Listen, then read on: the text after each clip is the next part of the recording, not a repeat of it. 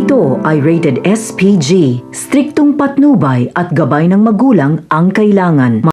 Isang mapagpalang araw, mga kapamilya. Kaya pala gustong-gusto ni Gustavo na si Miguelito ang maging mayor na pumalit kay Roberto dahil siya ang tunay na ama nito na siyang hindi alam ni Roberto. Ngayong nanalo na si Tanggol sa pagka-vice mayor, ay mas lalong mahihirapan ngayon si Rigor na pabagsakin si Tanggol at Ramon. Lalong lalakas ang pwersa ng mga Montenegro. Sinabi naman ni Mando kay Rigor na may posibilidad na manalo si Tanggol dahil Pangulo mismo ng Pilipinas ang umendorso sa kanya dahil sa kabayanihang ginawa nito. Kaya dapat tanggapin na lang ni Rigor na magiging vice mayor si Tanggol. Aniya, isang tabi daw muna ni Rigor ang kanyang personal na galit kay Tanggol, lalo na kapag nanalo ito, dahil sakaling wala ang mayor, si Tanggol ang kanilang magiging chief of executive na dapat nilang sundin. Sa kabilang banda, aksidente namang maririnig ni Tanggol ang pag-uusap ni Olivia at ng anak nito dahil sa plano nilang pabagsakin si Tanggol sa pwesto.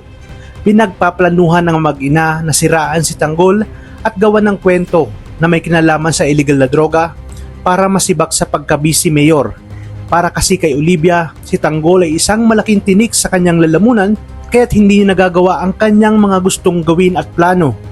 Pag-aamin ni Olivia sa anak na madali niya itong magagawa ng paraan dahil siya na ang mayor ngayon at dati niya nang nagawa ito sa mga Montenegro at Guerrero dahil siya umano ang may kagagawan kaya't nasukol ang mga kargamento ng NADCOM na siyang ikinasira ng mga Guerrero at Montenegro. Dito nag-init ang ulo ni Tanggol at nasabi niya sa kanyang sarili na tama ang kanyang kutob na ginagamit lang sila ni Olivia. Imbis na kumprontahin niya ay hinayaan niya lamang at nagpanggap siya na walang kaalam-alam sa kanyang mga narinig. Agad na bumalik si Tanggol ng mansyon at sinabi sa kanyang papa na si Ramon ang kanyang mga nalaman at narinig. Tama umano ang kanyang sinabi dati na kung nagawang traidorin ni Olivia ang kanyang sariling pamilya, paano pa kaya sila?